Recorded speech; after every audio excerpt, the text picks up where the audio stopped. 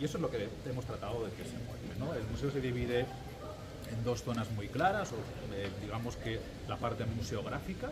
Entraremos ahora a la zona de la sacristía mayor, la sacristía vieja del edificio, donde encontraréis una serie de piezas que tienen que ver con el propio funcionamiento histórico de la basílica, donde aparecerán algunas vestimentas, donde aparecerán libros, donde vemos algún facistol, donde vemos algunas piezas que tenían que ver con esa relación del culto, del funcionamiento interno del propio edificio, ¿no? Pero también algo que es consustancial a la propia basílica y que es consustancial al propio territorio, ¿no? Que es esa devoción mariana. El sentido de la Virgen de la Encina y el sentido del culto mariano en la localidad y en muchas otras localidades del entorno es tan importante que ha generado un espectro de piezas muy amplio que hablan sobre esa devoción mariana. Y esa devoción mariana, obviamente, tanto para los ponferradinos como para muchos otros devotos que tuvieron esa cercanía con la propia Virgen de la Encina, ha generado a lo largo de los siglos donaciones, regalos, y algunos de ellos se muestran en la exposición. Algunos históricos.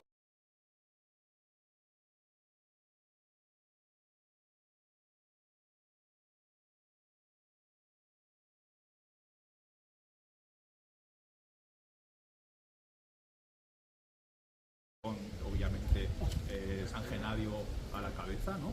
Y otra parte en la que hemos tratado de mostrar, digamos, esa idea del propio tesoro de la basílica. Tesoro no solo como conjunto de piezas valiosas, sino también, evidentemente, como recopilación de esos conjuntos de orfebrería, de las piezas más antiguas, de las piezas que fueron atesorándose en la basílica desde el siglo XVI en adelante, ¿no? Digamos que básicamente lo que se trata es de que el edificio no quede oculto, sino que dialogue perfectamente con ese centenar largo de piezas que vais a poder ver, pero todo algo que yo creo que se ha conseguido, ¿no? Mostrarlas por primera vez, muchas de ellas, y crear un conjunto dinámico, susceptible de cambios, como decía también don Antonio. En este momento ahora ya de hacer la licencia, ¿me parece bien? Vale, si no, luego llegamos tarde a 11. Gracias. Siempre las campanas van automatizadas y tocan cuando...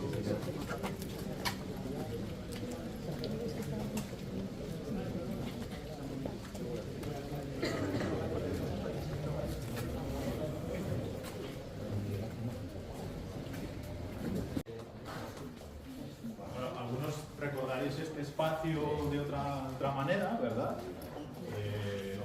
A los que no lo conozcáis, hoy lo veis totalmente diáfano y limpio, pero bueno, no siempre ha estado así. Este es digamos, el punto de acceso tanto a la torre, que lo vamos a tener ahí a la derecha, como a los propios espacios ya museísticos, ¿no? Precisamente ahí se juega con ese espacio de acceso. Una de las primeras que tenemos es esta puerta histórica que perteneció al edificio, que estuvo retirada durante algún tiempo y que ahora se ha recuperado también para hacer ese juego de puerta-entrada hacia este espacio en el que se empiezan a mostrar ya las primeras piezas de interior, ¿no?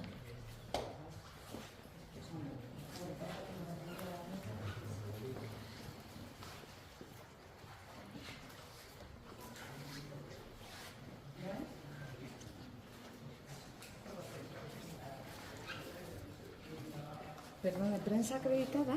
Yo voy a hacer un vídeo para Alberto de que está en Bierzo 24, que no está por aquí. Ya él está acreditado, me dijo que viniera a hacer unas fotos en un vídeo. Para Bierzo 24. Sí. Disculpe, ¿eh? Sí, sí.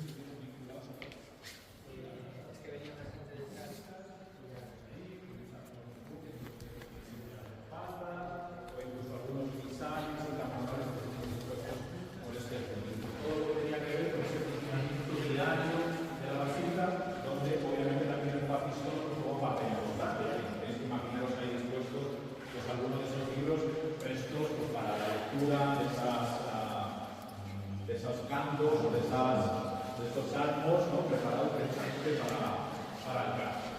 A partir de aquí entramos en ese otro aspecto que os decía antes, especialmente vinculado ya a la Virgen de la Encina. Queríamos dedicar un espacio importante, obviamente, a la patrona y obviamente también a estos momentos de la coronación, 1908, los 50 años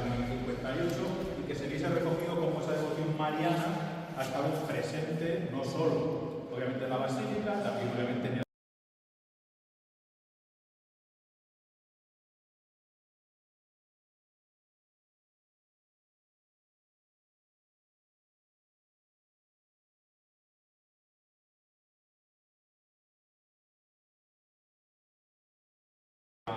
Virgen, o en la propia capa pluvial, en el capillo, aparece también, fruto de la donación del obispo Flores Osorio, esa representación ya más tardía, del siglo XVIII, de la Virgen de la Encina.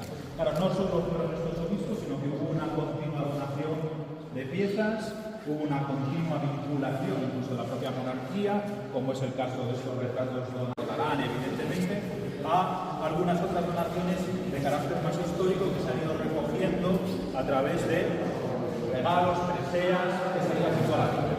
Especialmente interesante es ese gran folleto que aparece en la parte central, una pieza seguramente americana, donada por un personaje llamado Gregorio Blanco de Loaiza, es un gran folleto llamado el Pendentín, que seguramente llevaría la propia Virgen, ¿no? Es último comendador de Montserrat.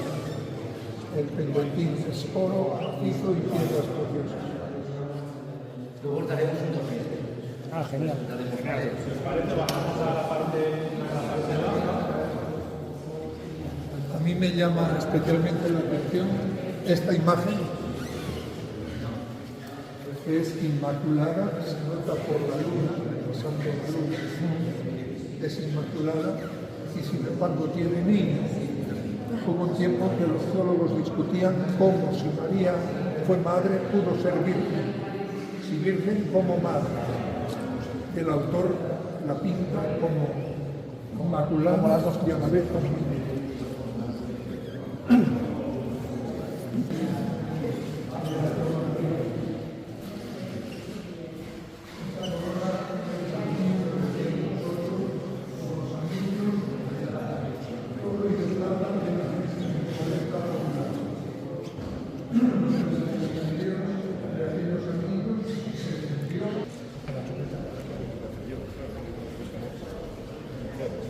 Aunque digamos que la selección de piezas sí que se ha realizado a través de esos inventarios de José Luis Lorenzo y que nos habla ahora, pero la compartimentación de esos espacios se la debemos a Alfredo Seller, que es el arquitecto de una empresa llamada Intega, que es quien ha configurado en la parte de abajo, que sí, que él os comentará también alguna cuestión propia.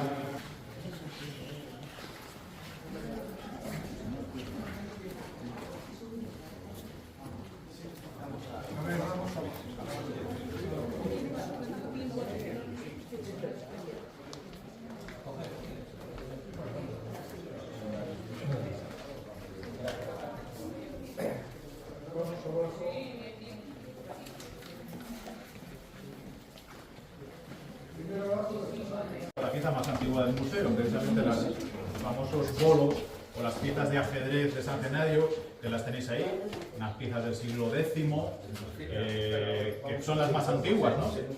Y el resto son piezas vinculadas o que se han vinculado históricamente a San Genadio.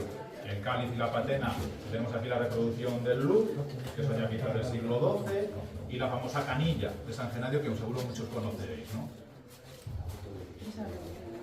Fijaos también en cómo esa idea de Alfredo de recrear el espacio en el techo también, que se ha generado esa especie de, bueno, de juego, ¿no? Así como si fuesen lajas pétreas. Sí, son hojas de carballo y de castaño.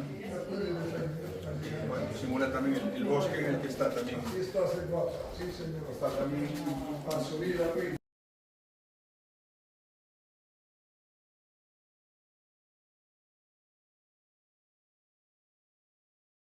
Después salir de último.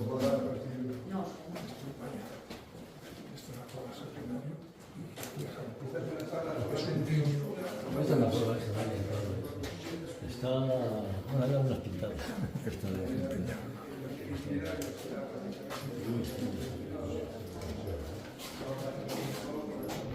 La Encina, sino también de otras localidades, la Virgen Napolitana, procede de Montes de Barbuy. Sobre la basílica también se fue creciendo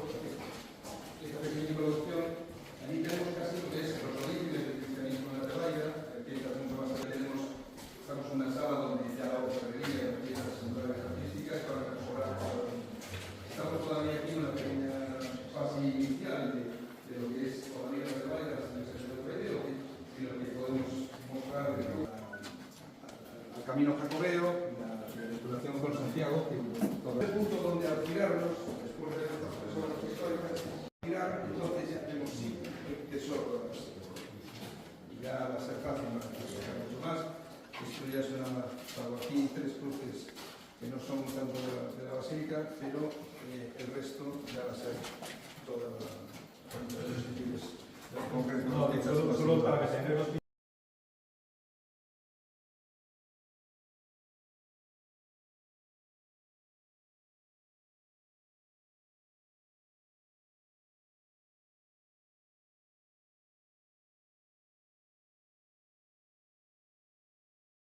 porque hay muchas que podrá rotar de alguna manera, tal y como escriben las señales de Salón, a partir de ahora, porque todavía la basílica conserva muchas otras piezas que no se han querido integrar porque ya parecía que era una buena representación de todo lo que había, ¿no?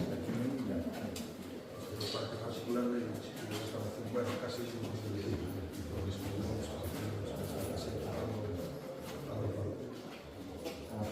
Sí. Ánimo.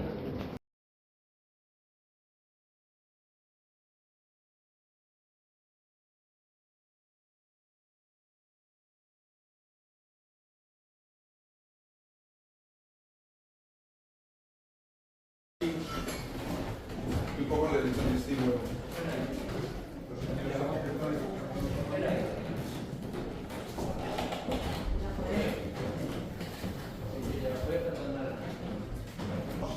Que se ve la estructura interior debajo de la cubierta, entre las bóvedas, por encima de las bóvedas, debajo de la cubierta. Toda esa intervención no es mía, lo hice solamente la musealización.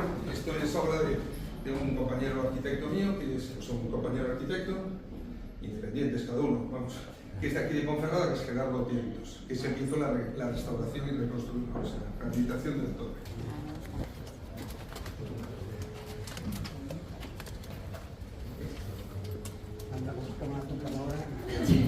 Pues son súper buenos.